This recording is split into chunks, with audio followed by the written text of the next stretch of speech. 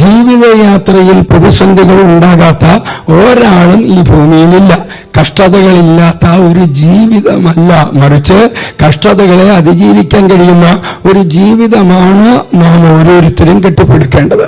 ദൈവത്തിന് പ്രകാരം പറയുന്നു, ഭാരം യഹോവയുടെ മേൽ വെച്ചുകൊള്ളുക, കർത്താവ് നിന്നെ പുലർത്തും. നീതിമാൻ കുലുങ്ങിപ്പോകുവാൻ കർത്താവ് ഒരിക്കലും സമ്മതിക്കുകയില്ല. സങ്കീർത്തനങ്ങൾ 55:22.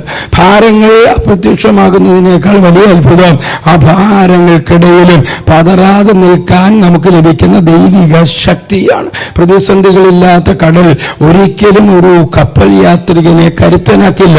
അതുപോലെ കഠിനമായ ഭാരങ്ങളാണ് നിങ്ങളെ ദൈവത്തിൽ ആശ്രയിക്കുന്ന വീരന്മാരാക്കി മാറ്റുന്നത്. ദൈവം നിങ്ങളെ ഒരു കൊടുങ്കാറ്റിലേക്ക് നയിക്കുന്നുണ്ടെങ്കിൽ ആ കൊടുങ്കാറ്റിനെ അതിജീവിക്കാനുള്ള കരുത്തും കർത്താവ് നിങ്ങൾക്ക് നൽകിയിട്ടുണ്ട് എന്ന് വിശ്വസിക്കുക. നമ്മുടെ തോളുകൾക്ക് കരുത്ത് കൂടുമ്പോൾ ഭാരങ്ങൾ നമുക്ക് ലഘുവായി അനുഭവപ്പെടും. ഓരോ കഷ്ടതയും നമ്മുടെ ആത്മീയ പേശികളെ ബലപ്പെടുത്താനുള്ള വ്യായാമങ്ങളാണ്. എന്റെ ഉപദേശം ഇതാണ്: ജീവിതത്തിൽ ഭാരങ്ങൾ കൂടുമ്പോൾ പരാതി പറയരുത്. പകരം ആ ഭാരങ്ങളെ പുഞ്ചിരിയോടെ ചുമക്കാൻ തക്കവണ്ണം നിങ്ങളുടെ വിശ്വാസത്തെ വർദ്ധിപ്പിക്കുക.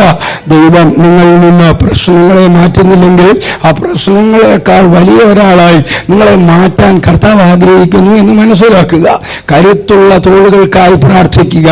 നിങ്ങൾ വിജയിക്കും. ക്രിസ്തു യേശുവിലൂടെ നിത്യതയ്ക്ക് ഉതകുന്ന ഒരു നല്ല ദിവസം ആശംസിക്കുന്നു.